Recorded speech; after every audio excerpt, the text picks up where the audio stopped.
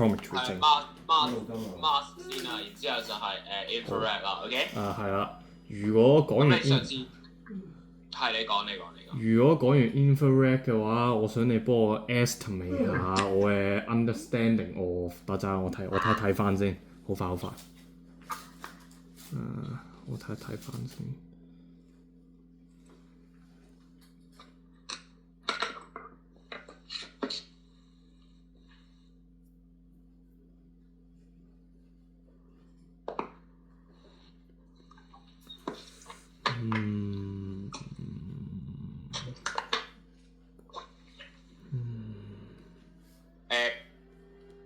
我等你睇一睇先。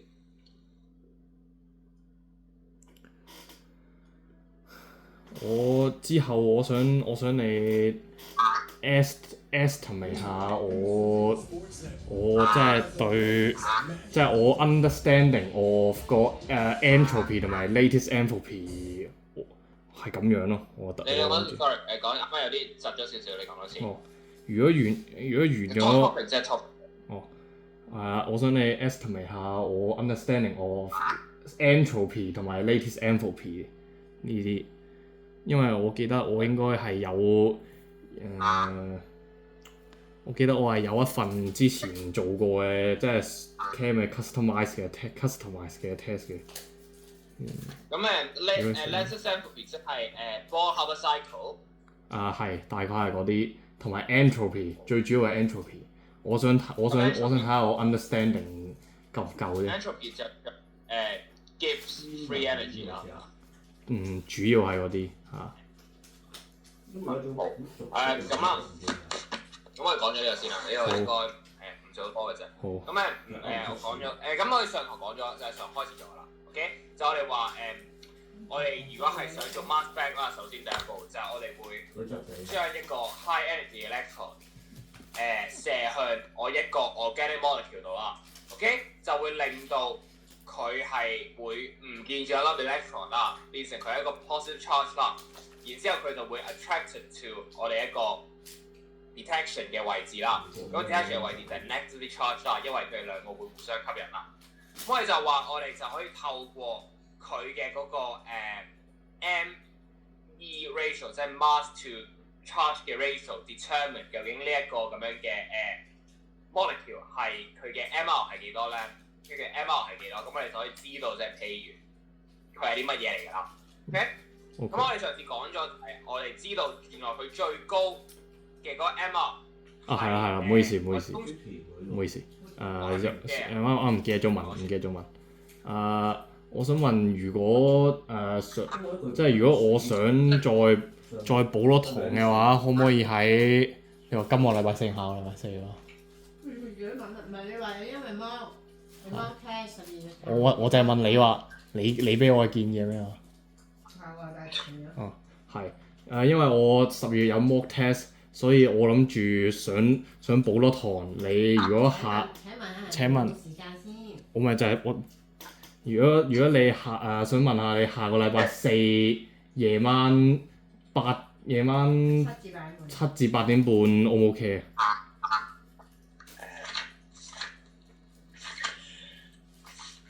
？Says 呢個唔緊要，我可唔可以？唔緊要嘅，可以之後 WhatsApp 再講都得嘅。我俾完咗堂再講。好。但係如果唔得嘅話啦，當咗可能唔得先啦。咁如果唔得嘅話，我想問你會想，因為我 suppose 啦，因為你 mock 係4月啊嘛，係咪？係。咁你會唔會想，即係譬如因為我暫時啦，如果你想加堂我 OK 嘅咧，就禮拜6日會唔會唔想上堂定係？咪你講過啦，因為而家我最 OK 時間就係禮拜6日嘅晏晝啦，或者傍晚嘅時間啦，即係4、5點嘅禮拜6日啦。咁你可以諗下先嘅，係啦。咩話？你可以再覆我。禮拜日啊？禮拜日係今個禮拜日定係？唔係嚟緊禮拜日都得，禮拜日即係 ongoing 禮拜日都得。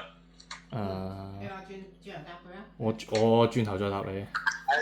再答我啦，今個禮拜我係啦，我都再 update 你睇下咩時間 OK 啦。如果你上街，OK，咁講埋你講翻呢度先啦。咁就係我話我話最高嘅嗰個 peak 啦 ，OK，就係因為我哋會有 carbon 13啊。咁 carbon 13就係佢 mass number 會即係一多即係有 one extra 啦。OK， 因為佢 carbon 13佢多過一粒 proton， 多粒 neutron 啊嘛，咁所以佢嘅嗰個mass to charge 嘅 ratio 就會多過一啦。OK， 咁我哋睇啦，71前嘅嗰一個啦，就係70，就係我哋真係呢一個 molecule 嘅嗰一個 mass number 啦。OK，which is 係佢 mass to charge 嘅 ratio 啦。咁你見到下邊啦，前邊嗰啲有好多嘅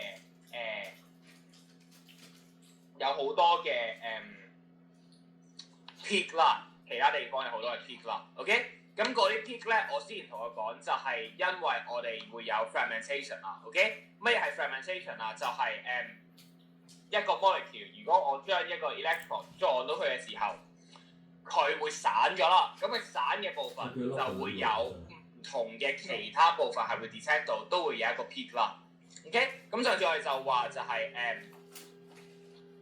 呢一個啦，即係譬如 LK。有啲 fragmentation 就係譬如一個好大嘅 organic molecule， 佢會跌咗一個 CH3 plus 嘅一個部分啦。咁佢嘅 MR 就係15啦，因為 C 係12，然之後3個 H 係12係3啦，咁所以加埋就係15啦。呢個 C2H5 就係29啦，兩個 carbon 5個 hydrogen 啦。咁佢就可以跌咗，即係佢散咗，然之後有呢一啲部分啦。呢一啲部分咧都係我哋可以 detect 到嘅。OK， 咁所以佢就會有另外一啲 peak 啦。另外啲 peak， 咁另外啲 peak 嘅話咧，咁就係你見到呢一堆啦。咁你見到最高嘅嗰142啦，就係呢一個 organic compound 嘅嗰個真嘅嗰個 mass number 啦。但係你見到下邊有好多唔同嘅 peak 喎。OK， 咁嗰啲唔同嘅 peak 咧，就係因為當我真係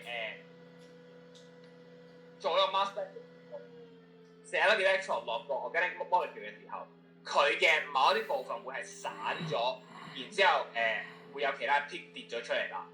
O 唔 OK 先？呢個部分呢個數我上堂講咗㗎啦。OK。係啦，咁咧係啦，咁譬如啦 ，Halo alkane 係一樣啦，咁 Halo alkane 都係一樣。其實你見到Halo alkane 你見到啦 ，Halo alkane often have multiple peaks 啦 ，around the molecule ion peak 啦。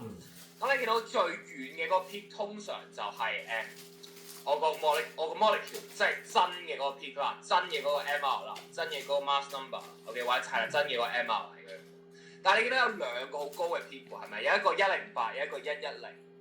係。OK， 咁我哋點樣知道咧？就係原來我哋話啦，譬如如果係有 bromine 嘅話啦 ，bromine 有兩個 isotope 嘅 ，OK， 一個就係 Br79，一個 Br81啦。咁所以一個 isotope 啦，就係由 Br79係form 出嚟嘅，另一個 isotope 就係由 Br81係 form 出嚟嘅。咁所以你見到有兩個 peak 啦，一個係108，一個係110。咁你見到佢爭2啦，就係個 difference 係2啦，就係因為一個係嚟自 Br79，一個係嚟自 Br81嘅。咁 O 唔 OK 先呢一度 ？OK。好。咁下一個咧 alcohol 啦，我哋話。咁 alcohol 咧就係佢就話啦，通常係當我去發生 fragmentation 嘅時候咧，佢就會唔見咗一個water molecule 啦 ，OK， 唔見咗 water molecule 啦。咁就 rise to peak， 咁 water molecule 即係16同埋2啦 ，OK， 即係18啦，佢嘅 peak 就係18啦。咁然之後另外一個 peak 啦，就係會係31啦。咁佢話就係 correspond to 呢個 methyl group 同埋 OH 嘅 plus 啦 ，CH2 OH 啦。咁譬如啦。你見到呢一個啦，佢話呢一個咁樣嘅呢一個咁樣嘅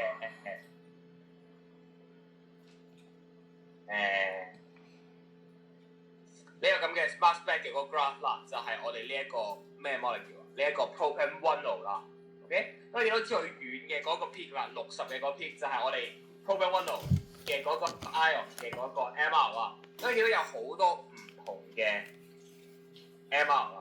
Okay? 譬如佢如果係唔見咗一粒 hydrogen 嘅話，唔見咗一粒 hydrogen，即係譬如你見到呢一度，如果佢唔見咗一粒 hydrogen 變成 C3H7O+ 嘅話，咁佢嘅 peak 就係59啦，因為佢唔見咗一粒 hydrogen 啦。咁然之後你見到係有其他嘅 peak 啦，咁就係咁樣可以睇啦。咁 O 唔 OK 呢度？咁你見到由60變成42，佢係咪唔見咗個 water？ 咁所以呢一個 peak 啦，就係會嚟自 C3H6 啦，唔見咗個 water 啦。O 唔 OK 呢一 part？ OK， 佢變42就係唔見咗 water。OK。第二就係第二就係唔見咗 water 係 propanol 係啦 propanol 就係 C3H6 就得翻 C3H6 咯。即係譬如你見到本身 propanol 係咁啊嘛。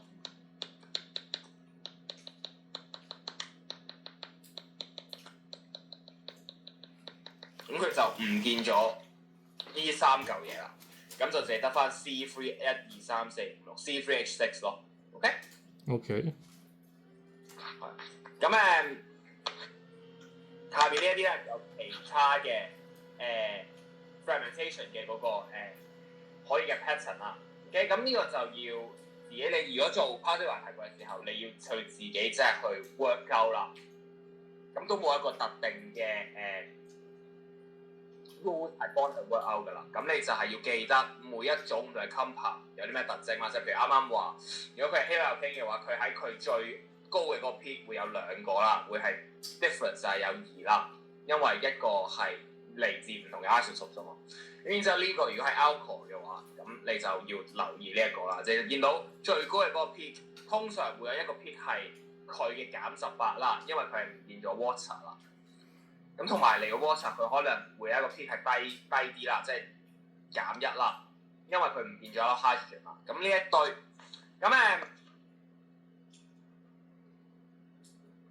下邊啦，咁我哋可以再咁咧呢個基本上就係 mass spec， 咁有冇特別問題 ？OK。咁你會唔想試下做少少題目啊？因為我係咁喺度講。OK。同埋你試下即係work out究竟我哋即係嗰啲fragmentation 嘅嗰啲pattern 係點樣樣咯 ？OK， 咁啊我可以揾一個題目去俾你試下做啦。咁你等一陣好快。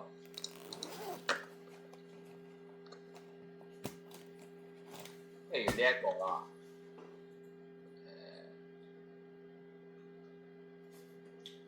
好，睇睇呢一部。咁呢一部分我想 make sure 你係學咗未㗎？我想問。咁this question is about preparation of a sample of ketone 啊。咁 3-methyl-butane 2係啦。咁首先知道咩係 ketone 啊？知道。咁樣知道就係 a student research suggested that 3-methyl-butane 2 may be prepared by oxidizing 3-methyl-butane 2O 啦，即係 alcohol 啦 ，with acidified 嘅 potassium dichromate。咁點解我想問啦？如果你有 3-methyl-butane 2O，即係1、2、3、4啦，然之後 OH 啦，然之後1、2、3 CH3 啦，咁點解呢一個嘅product 啦 sorry 呢一個咁樣嘅alcohol 啦，當我哋係去oxidize 佢嘅時候，佢會變成一個 ketone。佢有啲咩特徵啊？即係點解佢唔會變成aldehyde 啊咁啊？因為佢係 tertiary。唔係佢唔係 tertiary 啦，首先佢係 secondary 啦。你記得secondary 即係代表我 carbon 係連住2粒 adjacent 嘅 carbon 啦。哦係啊，連住個 O 嗰個 carbon 先係 secondary 啦。係。如果佢呢一粒都係 carbon 嘅話，咁佢就係 tertiary 啦。OK？係要連住個 O 咁嗰啲係。你一粒嘅話就係 primary 啦。咁記得 primary 嘅 alcohol 就係可以變成 aldehyde， 再可以變成 carboxylic acid 啦。但係如果係呢一個 secondary 嘅 alcohol 嘅話，佢淨係可以變成 ketone， 唔可以再 go any further。OK？ 但係如果佢係 tertiary 嘅 alcohol 嘅話，咁佢直情唔可以做任何 oxidation 啦。OK？ 呢一個。咁啦，佢就話我哋可以用 butane 2O 去整 3-methyl-butane 2O 啦，一個 ketone 啦。咁 supposing 你學咗嘅嘢係呢一個 work 㗎啦，咁呢個就係佢做嘅嘢，咁呢一個就係 sperm 嘅佢個 cell 啦。嗱，我哋唔好使理個 set up 㗎啦，咁你可以睇一睇呢一條啦。咁 part one 啦，part one 好簡單嘅其實，佢問你啦，你點樣可以知道佢嘅嗰個 molar mass 啦？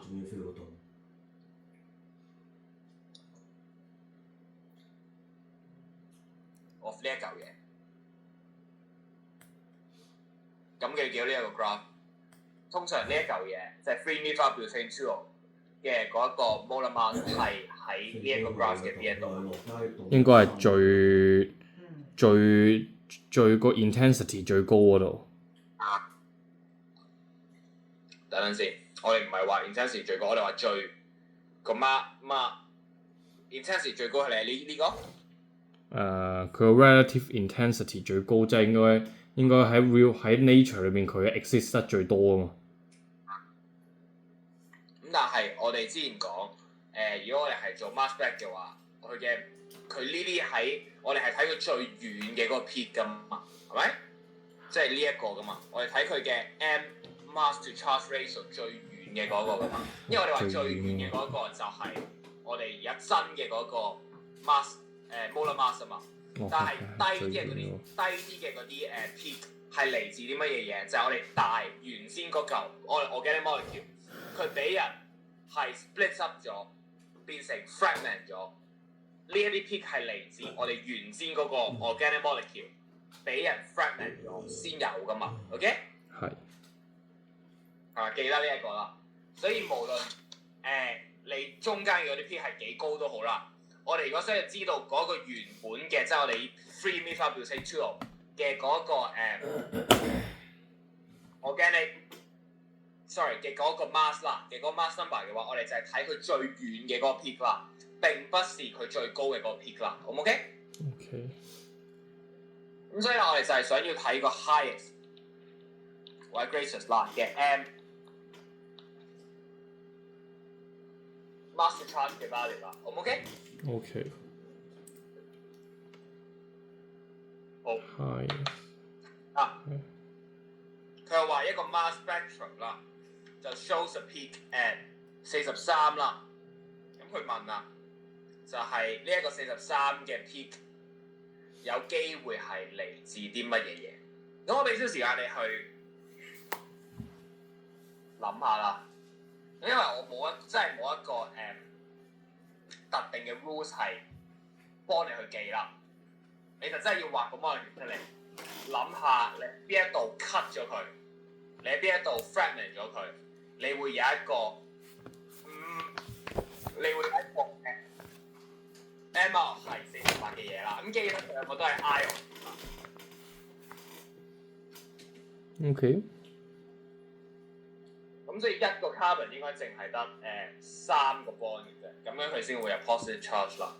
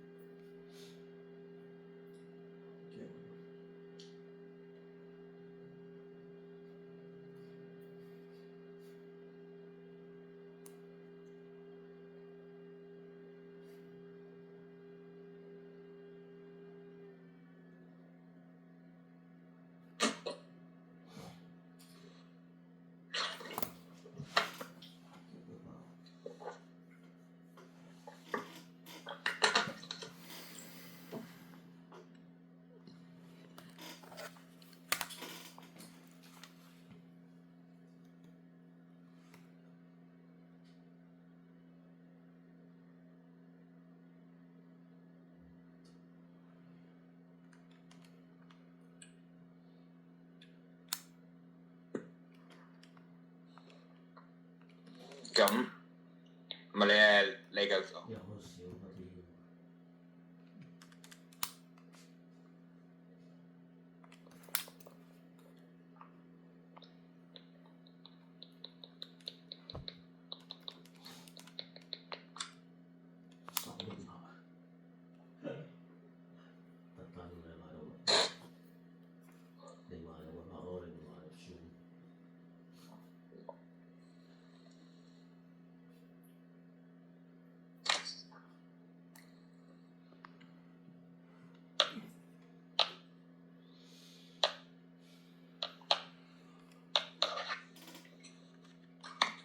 咁你就諗辦，即係我畫咗個 molecule 喺右邊呢度啦。你要諗辦法喺一個位切開佢，而form 出嚟嘅 ion 佢嘅嗰個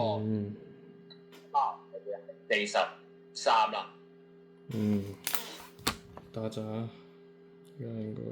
咁可以話有兩個 possibilities 啦，即係兩個唔同嘅 possibilities。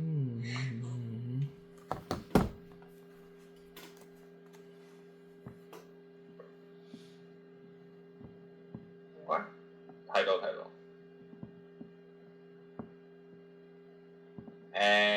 係啊 exact。咁你第二個樓個 charge 好。同埋個 charge 係喺個 carbon 度啦。因為你 carbon 就係 form 咗3個 bond 啫嘛。好。兩樣嘢個 charge 係喺個 carbon 度先啦，首先。同埋你第二個漏咗個 carbon， 但係個答案係冇錯嘅。OK。你記得個 charge 係喺得3個 bond 嘅嗰個 carbon 上面啦。咁唔係喺個 oxygen 度啦。好。就係咁樣。咁咧因為你多嘢想 cover 啦，咁所以我呢度就 mass spec 就講咁多先，可唔可以？好。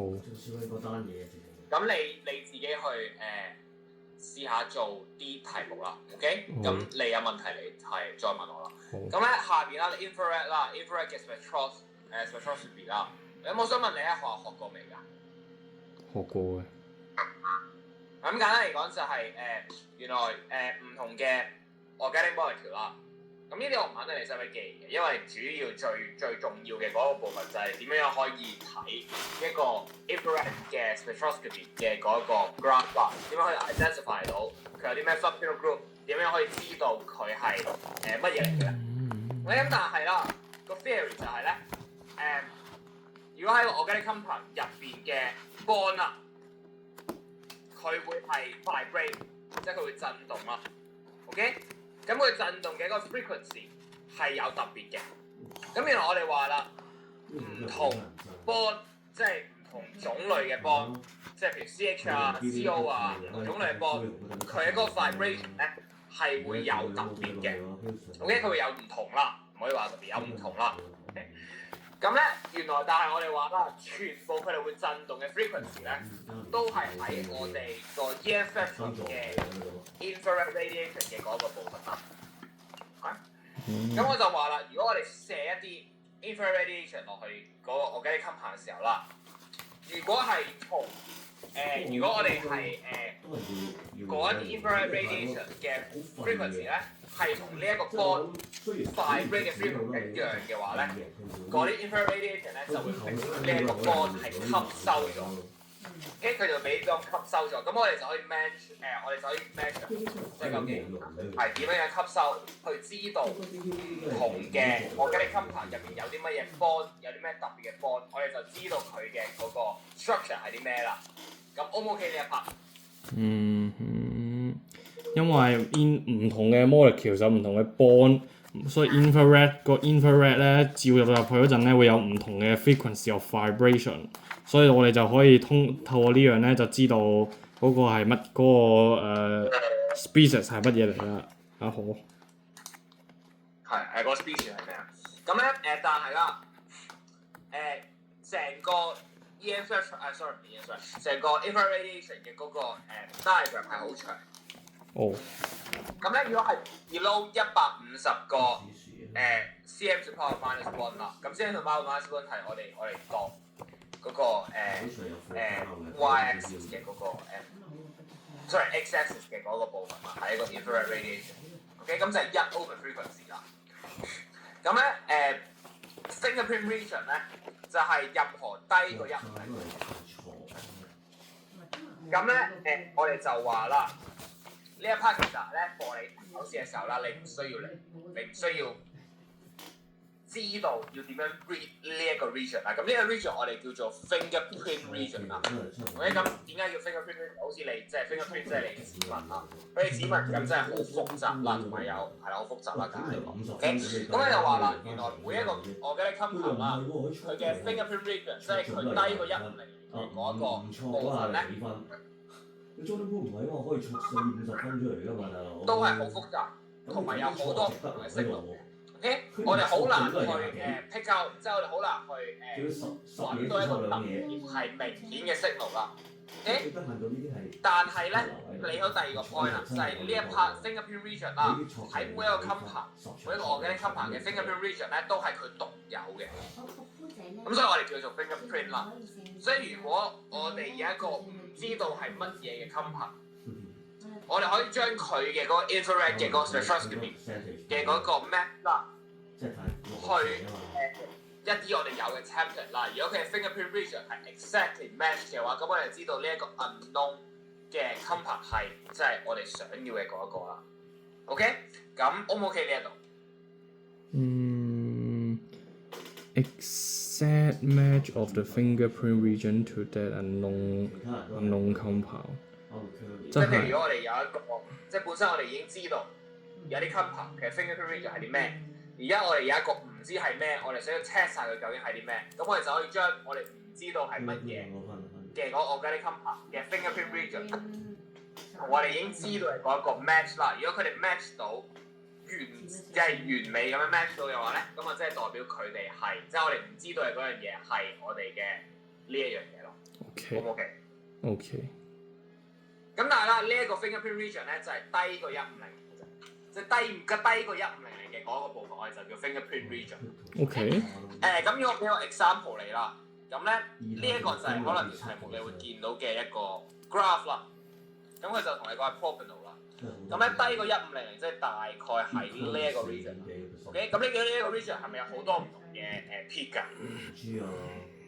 有好多有唔同嘅 signal 啦，咁有好多唔同 signal， 咁我哋就好難係去single out 係 single out 一種 signal 啦。咁所以我哋就做唔到嘅，即係我哋唔需要知道我哋點樣可以 match， 即係我哋唔需要知道點樣可以 identify， 點樣可以 analyze 呢個 fingerprint region 啦。只需要知道每一種organic compound都會有一個獨有唔一樣嘅 fingerprint region 啦。咁呢一個 O 唔 OK？OK。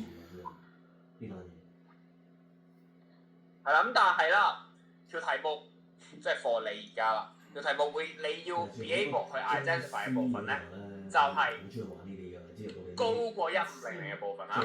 另外一樣嘢啦，就係雖然啲字好細啦，但係嗰個 x-axis 咧，佢最近0嘅 part 係最大，即係其實呢一 part 就係大過150啦，呢一 part 係細過150。OK， 即係呢一 part 係大。最近0嗰 part 係最大嘅 ，OK。係啊，最近個 origin 個 part 最大。咁所以淨係可以 identify 到呢一個部分嘅啫。我而家用紅色圈住嚟嗰個部分，我淨係可以 identify 到，我哋淨係可以 analyze 到呢一部分啦。咁啦，呢個 section 就係可以我哋去睇下有啲好明顯嘅 signal 啦 ，functional group 啦。咁呢啲係好重要啦，即係 OH 啊、OH 啊。咁 OH 一個係 alcohol 嘅 OH， 一個係 carboxylic acid 嘅 OH， 一個係 C double bond O 啦。咁 C double bond O 會有好多都會有嘅，即係譬如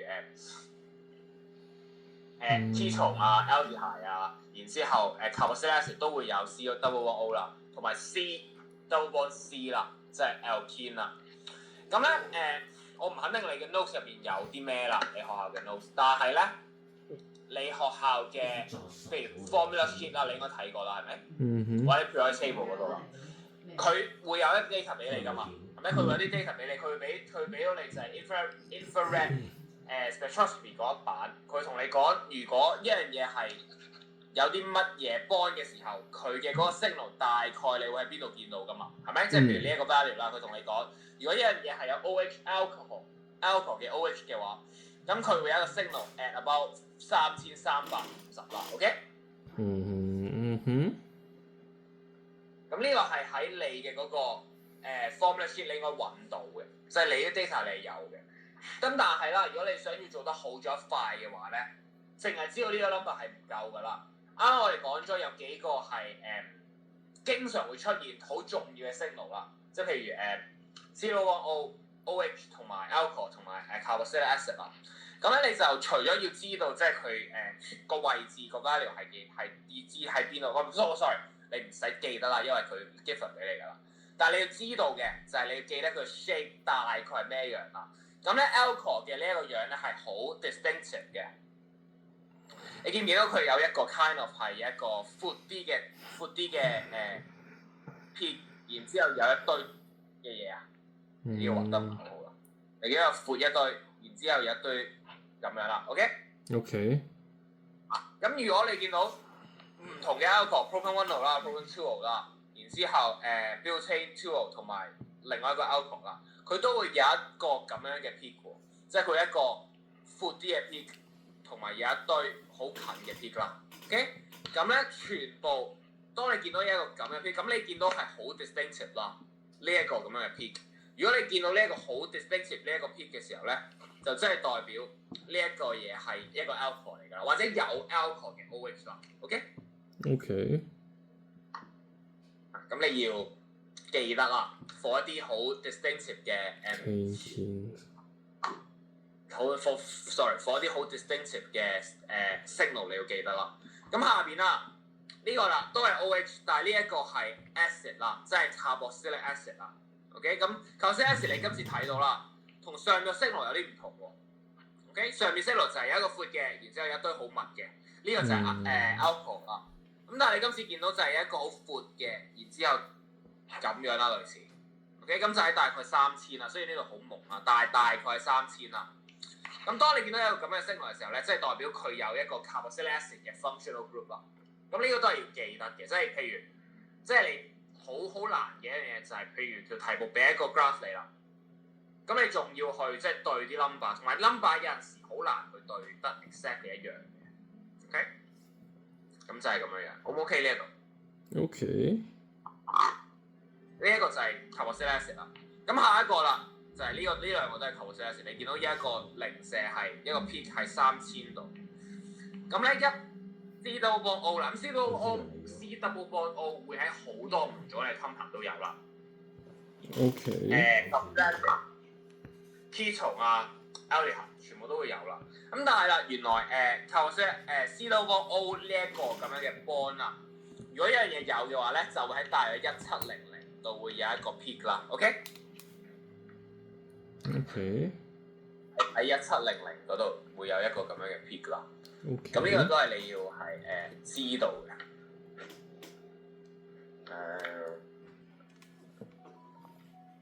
1700度啦。咁剩低就仲有其他嘅 peak 嘅。咁譬如啦，就係C double bond C 啦，咁就係大概1650啦，係啦，1650啦。咁其實條題目會俾咗少少資訊嚟嘅，即係你唔需要即係盲中中咁樣做，即係條題目。即係 suppose 每一題淨係關於你嘅interactive 啦，佢會有一啲即係譬如本身佢可能譬如有一個 reaction 嘅 ，OK， 咁你大概都會篩走咗一啲㗎啦 ，OK， 咁我哋話啦 C double bond C 嘅 signal 咧就係1650嘅呢一個 signal 度啦 ，OK， 咁但係佢呢個同你講啦，就係有陣時佢可能會細啲啊，但係我嘅嗰部分就尤其是你係 alcohol 或者係 alcohol 嘅 group 啦，同埋 C double bond O 啦。你好快就 identify 到，原來佢係有 C double bond O 喺度，佢係有 alcohol 或者有 carboxylic acid。咁你留意啦，我哋啱啱咪話 C double bond O 係有1700係有個 peak 嘅，係咪？咁你翻去 carboxylic acid 啦 ，carboxylic acid 除咗有 OH 之外，佢都有個 C double bond O 嘅，係咪？係。咁啊 carboxylic acid 係。咁你見到啦，佢係咪喺1700都會有一個 peak 嘅全部？係 ，OK， 咁所以呢一個就係 carboxylic acid 嗰個嘅properties 啦。就除咗你喺3000度你見到一個咁樣嘅好闊嘅咁樣嘅 peak 之外，你喺1700都會見到一個 peak 嘅。咁3000嗰個就係 come from OH 啦，1300嗰個就係 come from C11O 啦，咁樣。咁C11C 啦，而家就係你見到係1650度，咁佢同你講咧，有陣時係可能會係好細啦，或者有陣時係好長都唔知嘅。咁但係最主要係上面嗰幾個 shape 啦，咁喺下邊仲有啲其他 shape，即係譬如 CH 啊、CH bond 咁嗰啲 shape 係喺邊啦？但 CH bond 就係好多 compound 都有啦，咁所以其實知嚟都冇乜特別用㗎啦，我覺得。OK？咁 Z double N 啊就係2250度啦。OK？OK。明到，咁就有個長嘅 P 係 C double N 啊，咁 C N 啊。就係呢一個 peak 啦，340呢一個 peak 啦。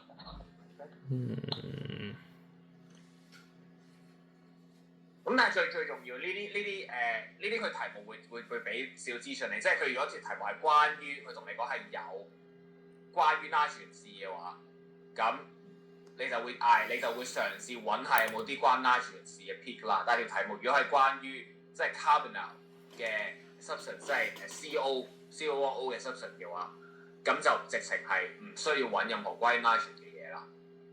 OK。所以啦，咁我哋可以試下做嘅，但係會唔會太難咧？而家？應該唔會嘅，我抄翻我之前嗰本 workbook 嗰份表出嚟。係，你可以試下做啦。咁如果係你想嘅話。6 compounds are so butanoic acid. Deduce which spectrum belongs to which compounds. Draw the molecule next to the spectrum. You may not be able.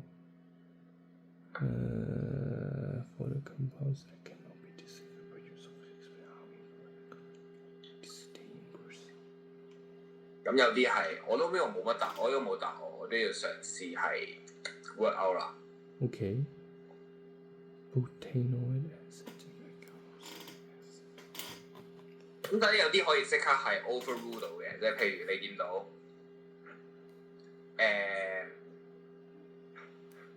我都係習慣睇數字多啲。不過我睇呢個數字有啲細，我睇唔清。數字係有啲細，不如我哋 ditch 咗呢一個啦，直接去做你嘅 past paper。因為佢即係我知道你係睇唔到好清楚啦。咁你幫我睇下揾一揾先。OK。呢一個。OK。但係你未呢個，等下。真係。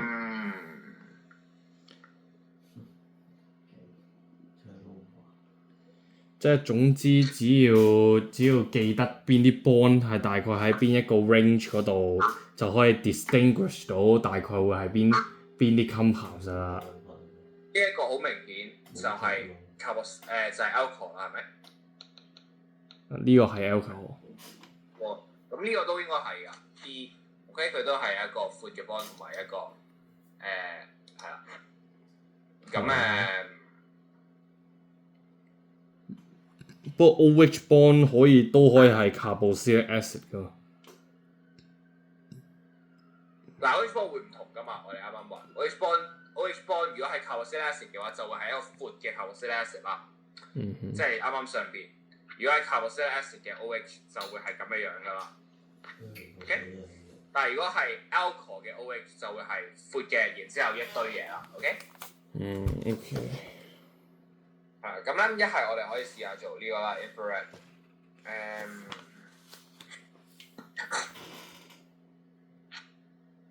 譬如又係呢一條啦，其實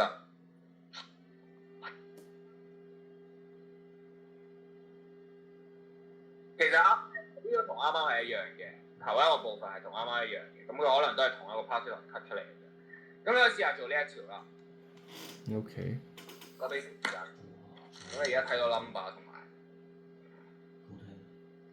methylbutane 2O。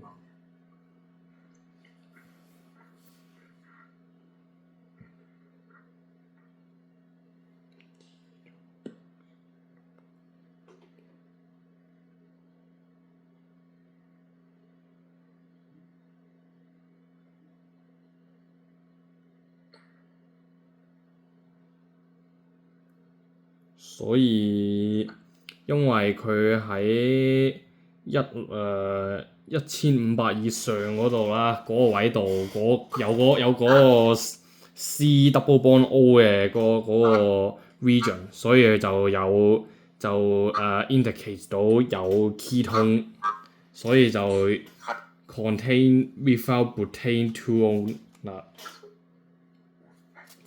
OK， 係啊 exactly。所以實質啲嘢就係佢個 peak 係幾多？170啊嘛，係咪？係。啊，咁樣啦。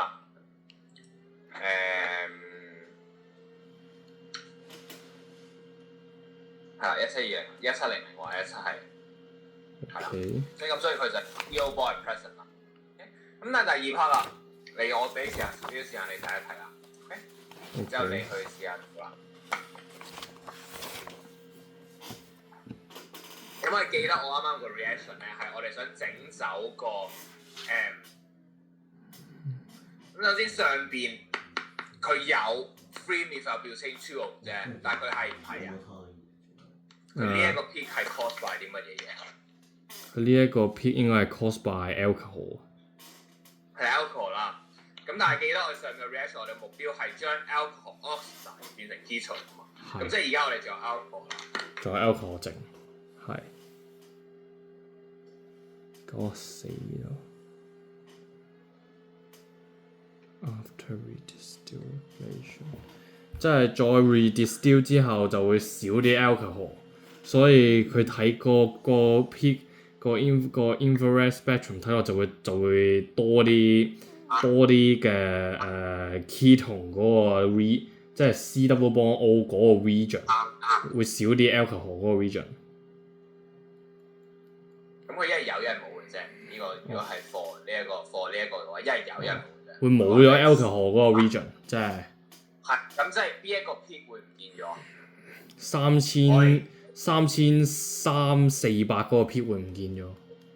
係啦 ，exactly。咁你夾樣睇嘅時候啦，要 reference 翻邊一個 peak 啦，跟住 reference 翻係peak 乜嘢 value 嘅嗰個 peak 會係唔見咗，咁所以係。你可以得出咩結論啦？即係譬如如果呢一個 peak around 我睇呢一個 around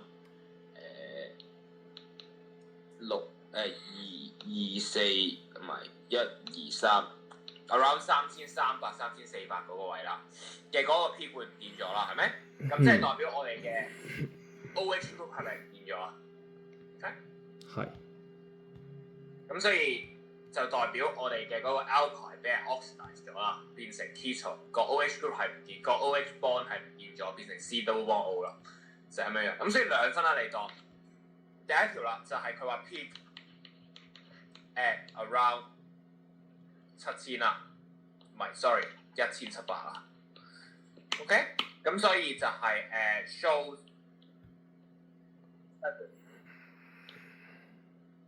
of 呢個 C double bond O 嘅 bond 啦。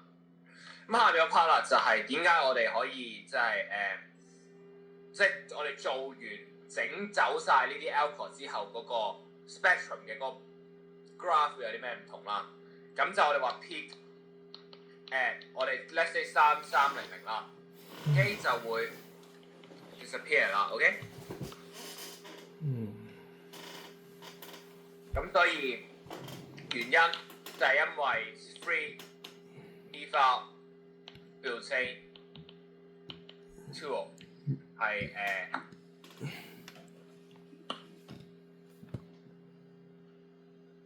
is removed 啦，或者 OH bond 係俾人 remove 啦。咁咧你答問題嘅時候啦，真係要用佢個 spectrum 上面見到 value， 如果唔係啲 data 嗰啲 value 嗰 x-axis 就唔使俾你啦，要 call 翻即係邊一個 range 嘅數嘅嗰個 peak 係會喺度，所以你可以 make 一個 conclusion 就係佢有呢一個咁嘅 bond， 或者譬如第二 part 咁，點解當呢個 compound 係俾人移走咗嘅時候，邊一個 peak 邊一個 value 嘅 peak 會唔見咗？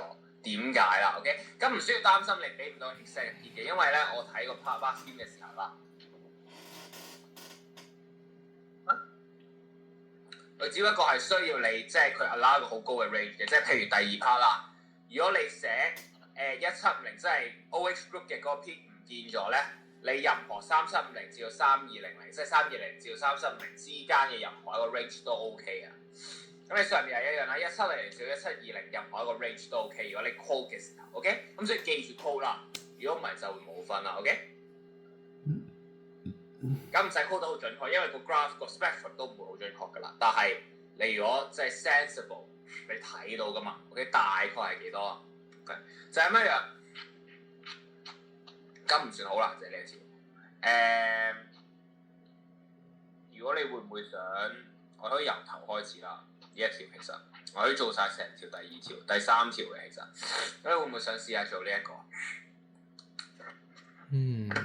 我哋第一 part 先，第一 part 就唔係好關事嘅，第一 part 淨係講organic 嘅啫。咁會唔會想試下做呢條 ？OK。Reactional cyclohexanol。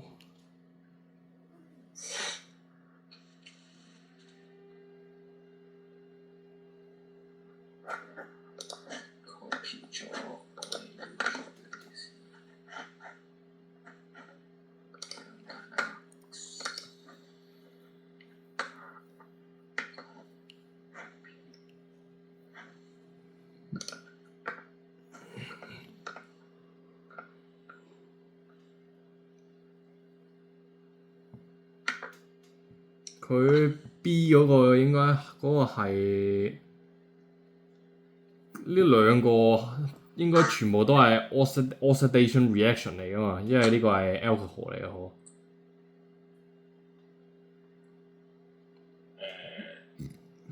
你自己諗一諗啦。第二個就 A 就諗啦 ，B 就係 oxidation 嚟嘅。positive 大 chromic 噶嘛，你要加。嗯哼。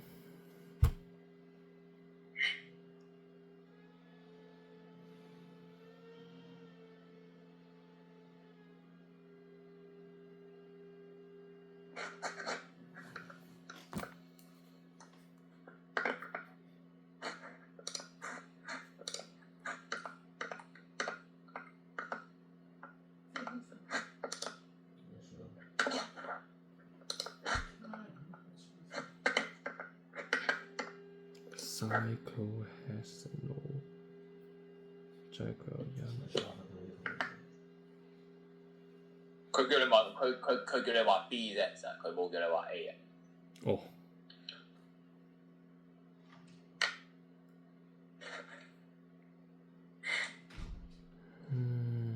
呢個應該好 obvious 嘅啫。佢呢個係 secondary， 即係會 ketone， 所以 cyclohexanol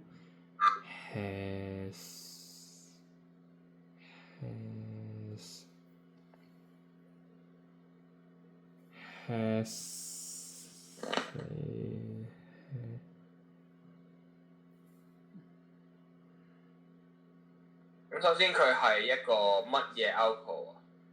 佢係一個 secondary 嘅 alcohol， 所以佢一定會係 ketone， 所以佢係先係 cyclohexanol 係咪啊 ？cyclohexanol。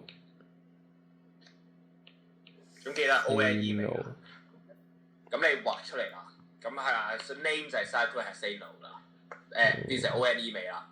咁但係個名啦。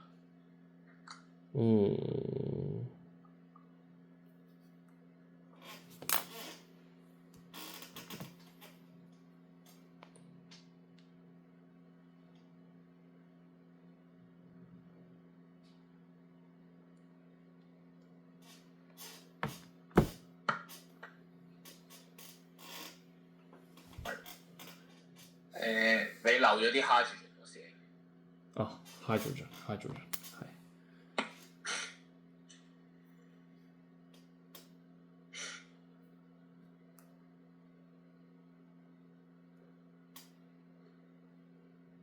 咁樣每個 carbon 有2個 hydrogen 啊，除咗 C double bond O 嗰個。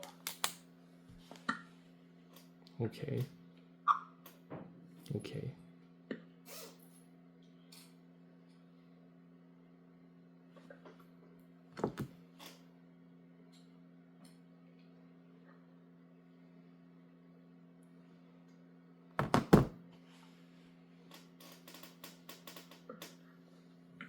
係啦咁啦 ，OK 係啦 exactly 啦 ，OK 咁下一 part 啦，佢就話啦呢度 infrared spectrum of cyclohexanol 啦 and compound B are shown 啦，咁compound A cyclohexanol 就係呢度啦。Identify the bond using both 啦 ，then how to confirm the reaction of cyclohexanol to produce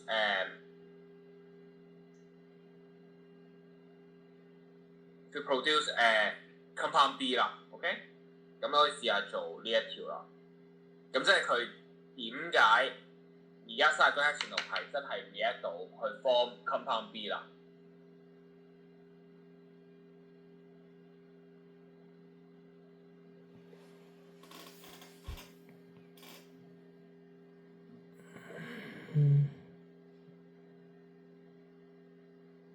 雖然 compound B 啱啱係compound B 係 cyclohexanol， 咁就係兩個，咁上面就係 cyclohexanol 啦 alcohol 啦，下面就係 ketone 嘅嗰個 infrared spectrum 啦。咁記得點解 show 呢一個 spectrum show 我俾我哋睇係我哋 alcohol cyclohexanol 係真係 react 咗啊？佢邊一個 peak 會發生咩事？咁 show 我哋真實佢個 value 啊，即係佢下面個數字係幾多啦？大約啦。仔啫。OK。同時冇咗 OH。佢會冇咗 OH 嗰個，佢會冇咗 OH bond 嗰個 region，會 remove，因為個 H 要冇咗，跟住會有所以會有CO 個 region，OH 嗰個 region 大概係2700、3000左右啦，係個3000左右咯 OH。等陣先 OH 嗰個喎 ，OH 嗰個係呢一個喎，應該係。係。你睇翻你 data 先 ，OH 嘅嗰個OH 嘅嗰個喺你個譬如喺你個 data book 入邊 ，OH bond in alcohol 佢嘅嗰個 rate 係幾多？3200至3750。係啦，3200至3750啊嘛，係咪？咁咧你答嘅時候，你 quote 翻你學校喺 data book 個 value 得㗎啦。OK。因為你唔會錯咯 data book 個 value，OK？ OK。咁其實係呢一個係呢一個 peak 啦，呢一度呢一個肥呢一個 peak 先係 alcohol 啦。OK。咁當然啦，第一 part 就係當我 cyclohexanol 變成 compound B 嘅時候，呢一個 OH 嘅 peak 係咪冇咗？係冇咗。咁同埋呢一個 peak 懟咗出嚟，係咪出現咗啊？係 CO 嗰度。咁所以我哋透過呢兩個資訊，我哋就知道係有一個 reaction 發生咗啦。咁啱啱你 C-O個 range 係咪應該係1720至到 1700至1720啊？佢係1680至1740。OK， 係啦，咁但係呢一個 range 應該係1700係咪？大概1700。大概1700。係啦，咁大概啦。OK， 咁就係咁樣樣。咁第一分就係你 mention OH group 係唔見咗喺3750至到320至3750嗰一 part 嘅嗰一個 peak 唔見咗啦。下一 part 就係 C-O 大概1700嘅嗰個 peak 係出現咗啦。當我呢一個 reaction 改變嘅時候，咁即係代表佢係有，即係佢係 form 咗hexanol 啦 cyclohexanol 啦 form 咗係 ketone 啦 ，OK？ OK。咁下邊啦，呢一條可以試下，咁咧非常之簡單嘅啫。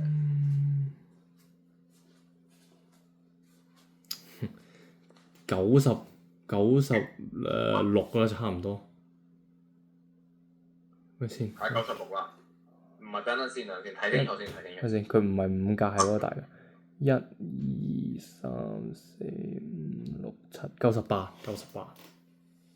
係98啦 ，OK？ OK。記得啦，就係佢嘅 molar mass 係最大嗰 value，前面嗰啲唔使理佢噶，前面嗰啲唔使理佢噶啦 ，OK？永遠都係最大嗰 value，前面嗰啲係佢嘅一啲碎片嚟嘅啫，我哋即係射個 electron 之後佢會散嘅嗰堆嘢，就係、是、我哋前面嗰啲 peak 咯。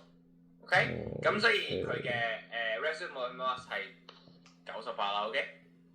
OK。咁justify your answer 係點解啊？就因為佢係一個最大嘅mass to charge ratio 啦，OK？永遠最大 mass to charge ratio 就係我哋嘅 molar mass 啦，嗰個 organic compound 嘅 molar mass，OK？咁啊下邊啦，佢就話 in the spectrum of cyclohexanol 啦 ，there is a peak 啦，83。咁啊問你就係嗰個83嘅 peak 係邊度嚟㗎啦？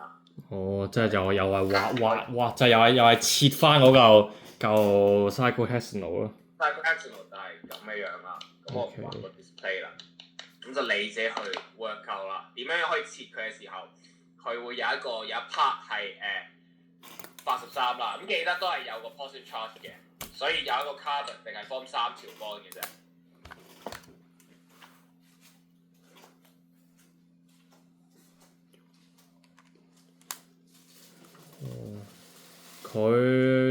佢原本係98。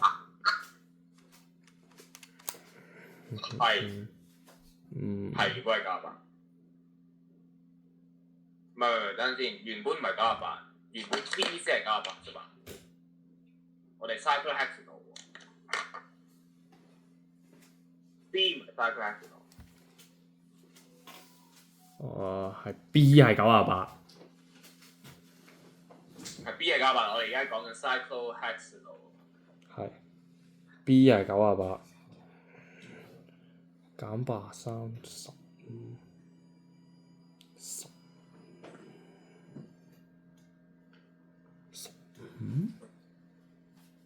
我咪先，呢個係 cyclohexanol。OK。O 唔 OK 啊？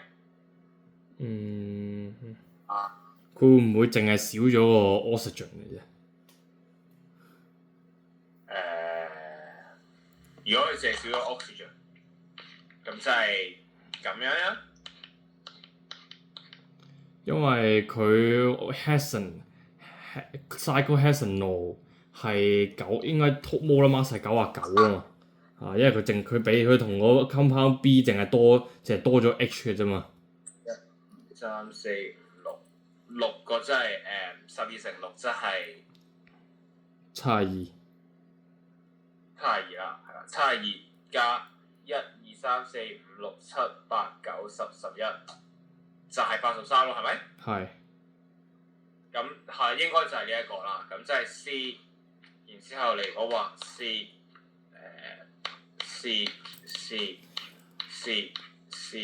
咁啦，咁呢個應該淨係 form 一個 bond 嘅啫 ，positive 啦，咁即係冚唪唥都有2個 bond 咯 ，OK？ 咁呢個就係真係你要自己去冇一個特定方法俾你，即係幫你去記㗎啦。就呢一個真係要自己去睇下邊一個位切出嚟嘅時候，咁記得個 rules 就係永遠我哋之後嘅嗰個都係要係，即係佢整出嚟嘅 ion 啊，永遠都係一個 positive charge，即係所以佢其中一粒 carbon atom 淨係會 form 3個 bond instead of 4啦。然之後就係咁樣樣，好唔 OK？OK。咁我哋一係喺呢一度停一停啦。OK， 因為你想做係咁我哋可以再講嘅。如果你之後你想再做嘅話，但係你係想做thermodynamics 即係bond Haber cycle 嗰啲啊嘛，係咪？同埋 entropy。係，咁我哋做一個先啦，一個嚟啦。咁首先啦bond Haber cycle 先啦。OK， 即係 lattice FP。lattice FP 咯，咁記唔記得咧？有好多嘅 definition 你要知嘅。OK， 咁首先 entropy of formation 啦，咁呢個就係之前應該唔係之前 ，sorry， 就係雖然喺我哋呢一個 bond Haber cycle 唔係好關事啦，但係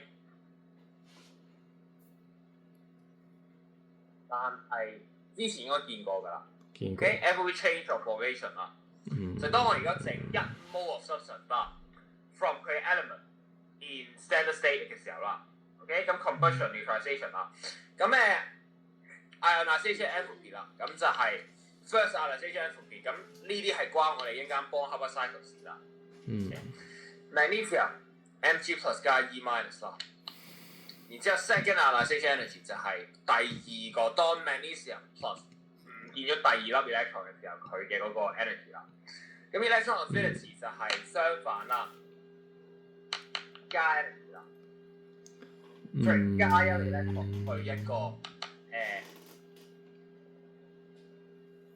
atom 嗰度啦。咁咧你睇一睇呢一圖，你睇到就係 electron affinity， 即係你加第1粒 electron 嘅時候，佢嘅 entropy change 係 exothermic 啦，即係佢 release energy 啦。但係你見到第2個 electron affinity， 佢嘅嗰個 entropy change 係 endothermic， 由 exothermic 變咗 endothermic 喎。咁點解啊？呢一 part？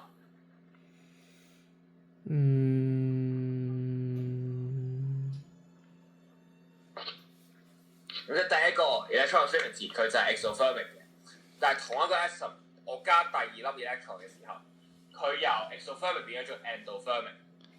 因為你要塞一個 negative 嘅入一個 negative 嘅，你要塞一個 negative 嘅 electron 入落一個 negative 嘅 ion 度，所以佢哋會 repel。係，因為有 repulsion ion 冇錯 exactly 係咁啦。OK， 咁啦 lattice entropy formation 啦係啲咩啊？就係我如果有一個 solid ionic compound form from 佢嘅 ion in gaseous state 啦 ，OK？ gaseous state。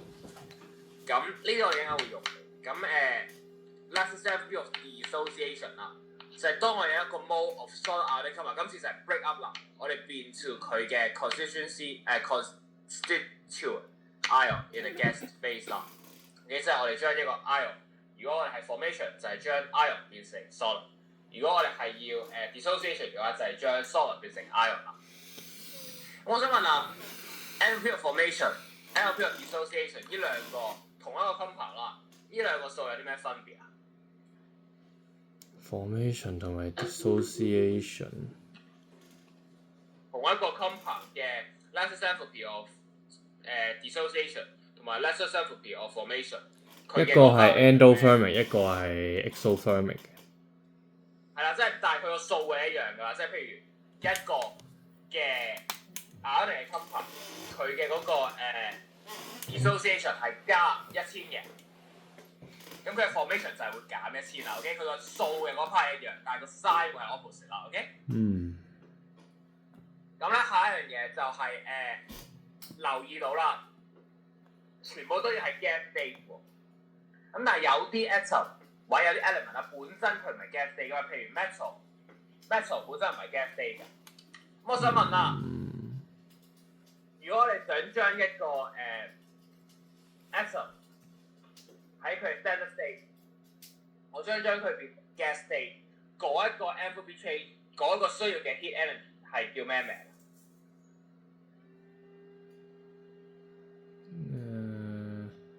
？Enthalpy change of atomization。係啊 ，atomization 啦 ，atomization 係點啊？記得 definition 啦，就係當我淨係放 atomization 啊，我自己試下背嘅先。atomization the enthalpy change when one mole of solid atoms turn into gaseous state 係咪啊？係啊，你睇到one mole 啦 ，one mole of gaseous atom is produced from an element in its standard state 啦。咁 standard state 即係佢 room temperature 咩 state 啦 ？OK。咁我講咗呢幾個係我哋一陣間講Haber-Bohm cycle 嘅時候會用到啦。咁你記唔記得點做嘅？記得嘅。咁所以我主要都係想講下 entropy 嗰啲事，即係不過波哈沙頭係咩都睇下嘅，係咩都睇下。OK， 咁我哋做少少啦，你又係睇下。OK， 咁一係啦。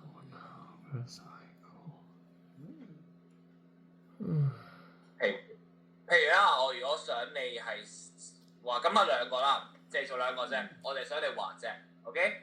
我想問 NaCl 啦嘅 Bohr-Haber cycle 嘅嗰一個 diagram 啦，同埋Magnesium 嘅嗰個 Bohr-Haber cycle diagram 啦，咁你知道要點做噶嘛？係嘛？我應該可以直接講到出嚟嘅，我覺得我望住佢。咁唔係你可以畫出嚟，即係譬如我哋首先啦，如果你想整 magnesium oxide 嘅話，我哋係要由 Mg 加 S O 啦，係加 half O2 變成 Mg O 啦，係咪？係。咁呢一個就係 formation 啦，係咪？咁我想你即係 label 呢一啲係咩啦？好。咁然之後你要點樣上，然之後 last 去到落，就係我哋嘅lattice enthalpy 嘅 formation。咁上邊應該係 Mg2 plus 嘅 gas 同埋 O minus 2 minus 嘅 gas 啦。咁我想你即係 for 呢兩個做呢個啫。OK？好。for 呢兩個 compound， 即係 for 呢兩個係啦。咁應該唔算好。咁我想問你個 mod 係 exactly 係幾時啊 ？For chemistry 係1號。21號。1號。10月1號。10月1號。係。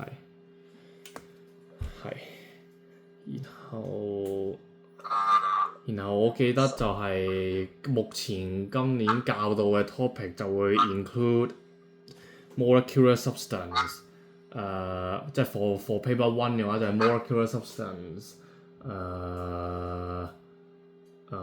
acid base equilibrium， 同埋就係 entropy lattice energy 呢啲應該會多啲嘅。然後 paper 2嘅話應該就都係 redox quantitative organic 嗰啲。但係 redox 係 paper 1定 paper 2，我唔記得。佢就話係 paper 2。，redox 然之後 organic 啦，主要係。係 redox organic quantitative 嗰啲嚇，大概係嗰啲咁樣。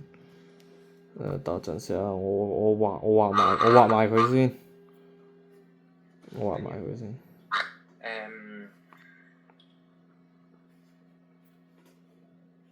個 atomization 我就咁寫 ATM OK 啊。可以。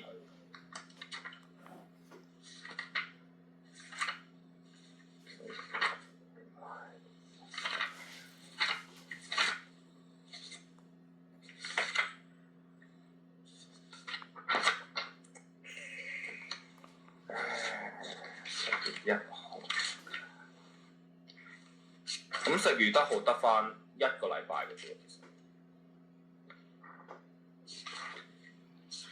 即係得翻下個禮拜嘅啫。一個完整嘅禮拜，係啊，係。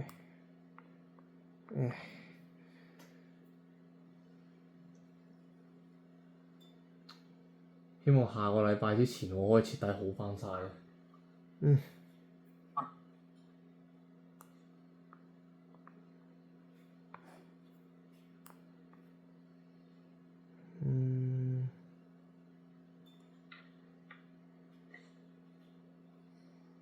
咁如果你係話想加補多堂啦，你係想下個星期嘅時候？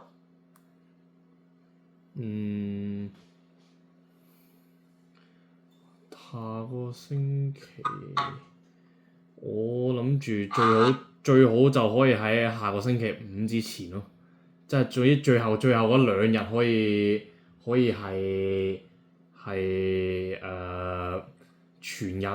全日係 spare 嘅先咯嚇，最後嗰2日。OK 好。係咯。咁我睇下我其他我有冇得改啦。好，唔該。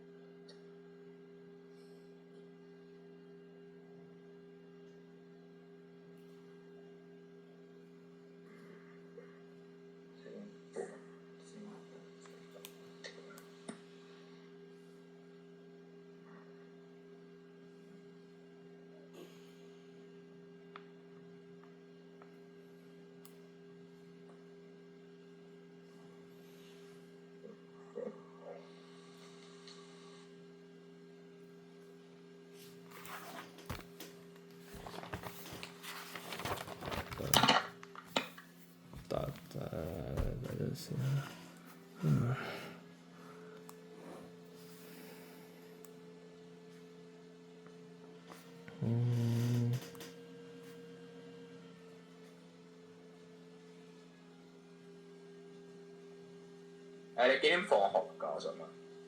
4點，有時3點。咁如果最早開始可以幾多點開始？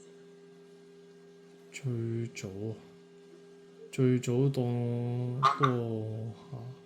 我下個禮拜啊，應該冇3點放學嘅時間。唔係，我下個禮拜應該有2個3點，星期2同星期4咧，我都係3點放學嘅。咁嗰陣時咧，我應該差唔多4點左右就翻到嚟㗎啦。5點。4點定你話？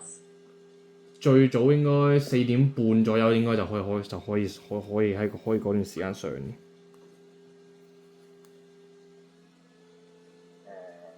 OK。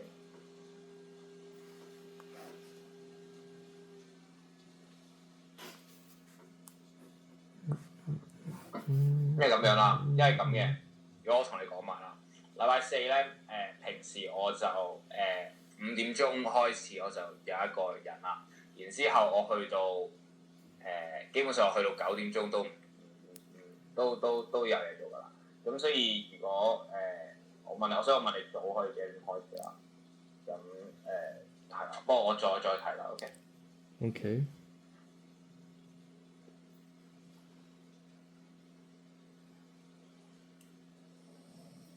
咁係你 send 俾我啦，做完嘅話 OK。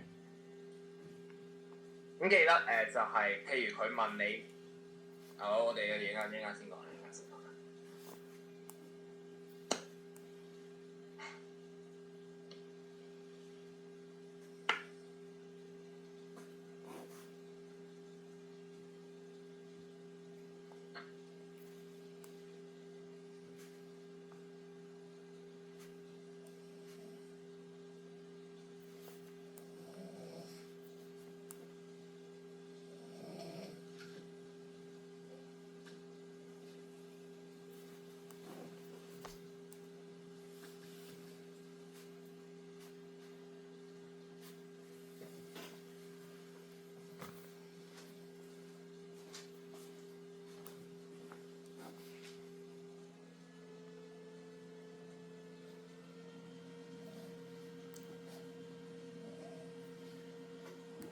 如果星期四4點鐘開始，會唔會太早太晚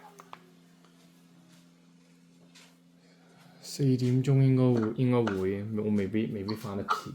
你放3點。OK，唔緊要，我問。放3點。唔緊要，我問下啫。你冇放3點咩？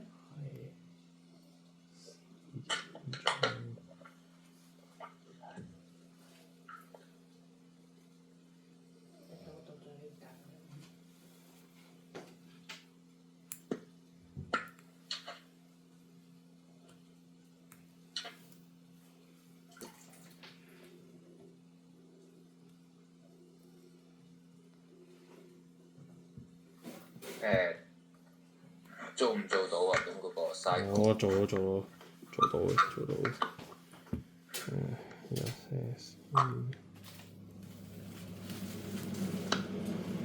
咁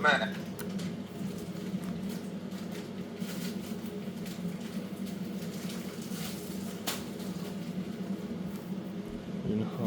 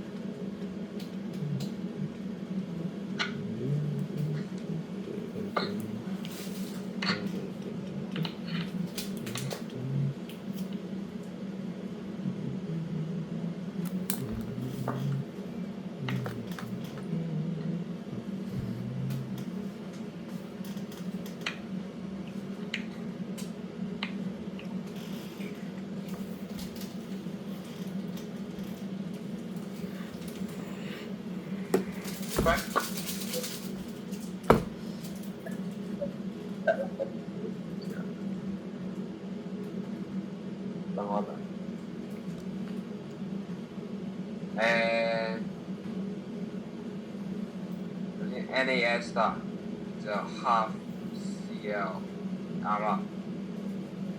咁等陣先，你有冇 atom？ 係啊有。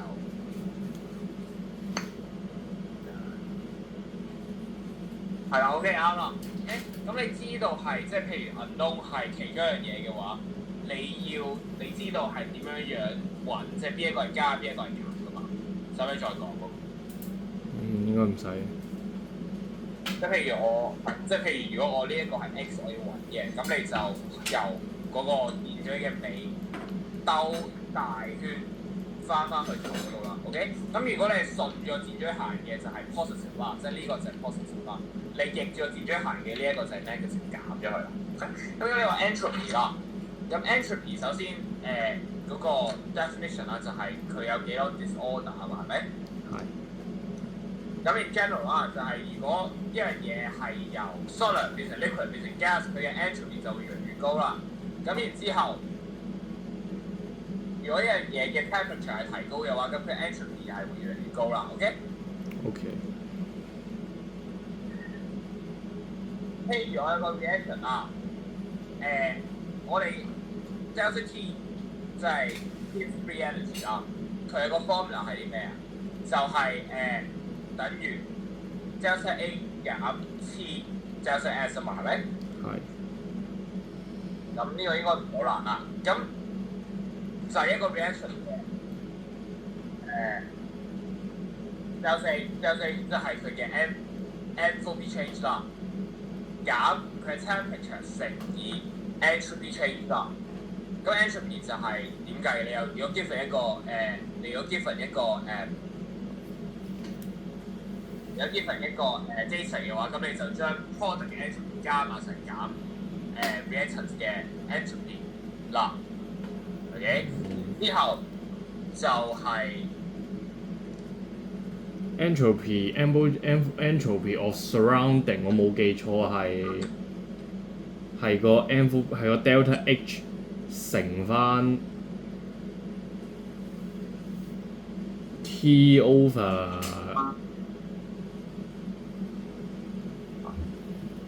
你要講緊啲乜嘢？個 entropy change of surrounding 係啊，個 entropy， 咁你可以計個 entropy change 啦。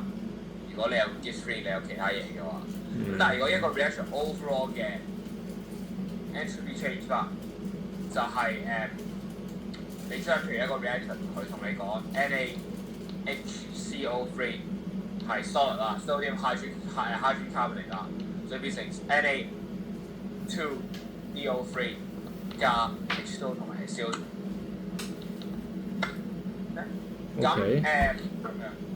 咁你點樣可以計？如果你 give 一啲 data， 你點樣可以計呢一個 temperature 嘅 entropy change 啊？咁你就係將 S of 我哋嘅 product 啦。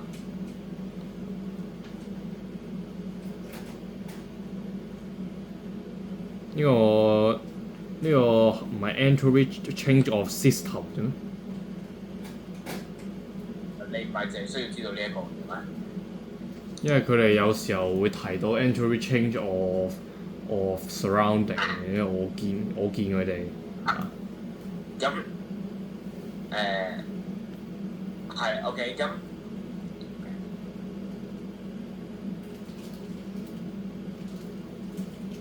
係咁 entropy change of 個 system 就係個 reaction 入面發生嘅嘢啦。咁 entropy change of 個 system 就係，sorry，entropy of surrounding 就係佢令到周圍嘅disorder 係多咗定少咗啦。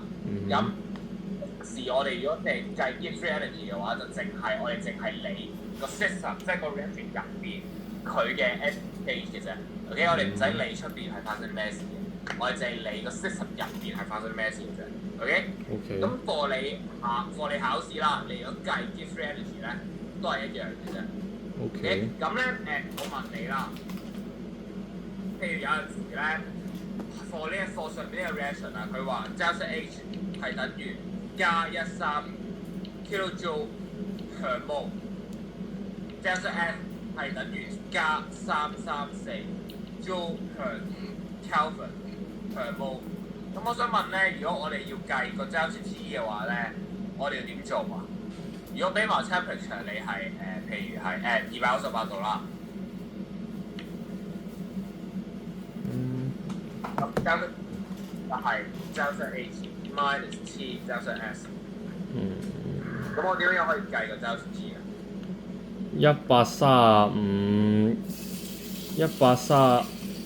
乜嘢先？我睇下先135減298乘334。係啦，咁但係呢一個就你要 make sure，呢個就係啱啱講，你 make sure 個 unit 係啱啦。咁呢個咧，因為平時啦，我哋計 entropy change 嘅時候咧，個 unit 係要 J per Kelvin per mole 啦。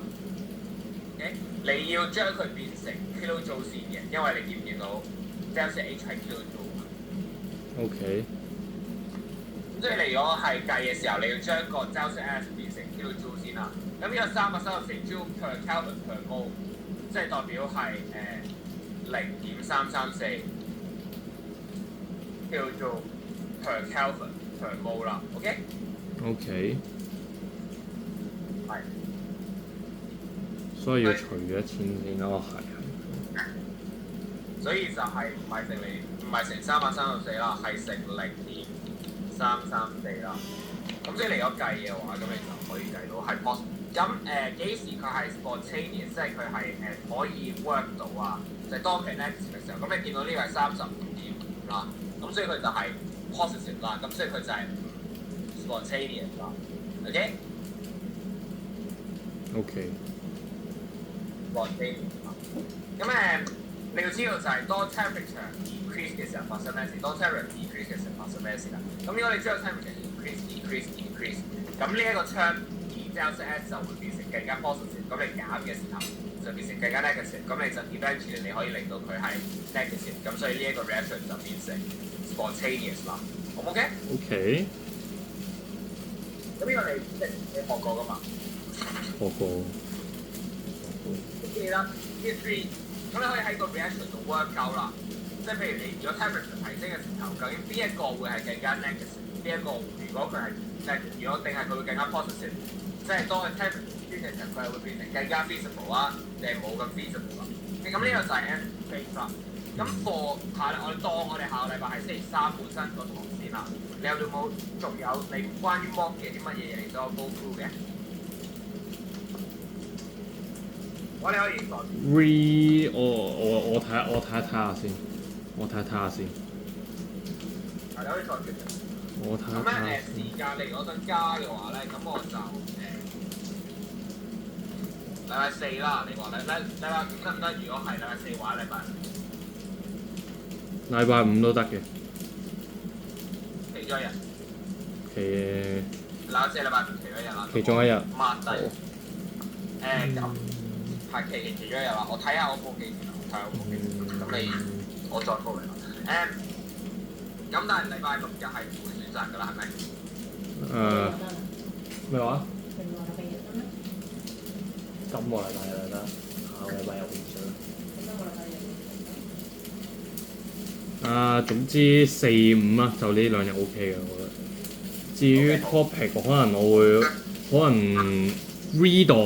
redos 嘅 part 2啊。所以而家決定。OK。我哋 OK 好 OK 冇所謂。好。或者我再問你都得嘅。係。如果我有轉主意啊，我會再講嘅。OK 好。咁咧就係差唔多啦。好。即係記得呢一個啦，就要你將個因為delta T 啦。我哋係用 kilojoule per mole 嘅。OK。咁你要將 delta S， 但 delta S 永遠都係 joule 嘅啫。咁所以你要將 joule 變成係 kilojoule 啦。咁你就除一千啦。咁而 temperature 就係 Kelvin 啦。咁就係咩樣？咁就冇其他嘢。冇。咁冇就係咁樣咯。好，唔該曬。就拜拜。唉。好攰。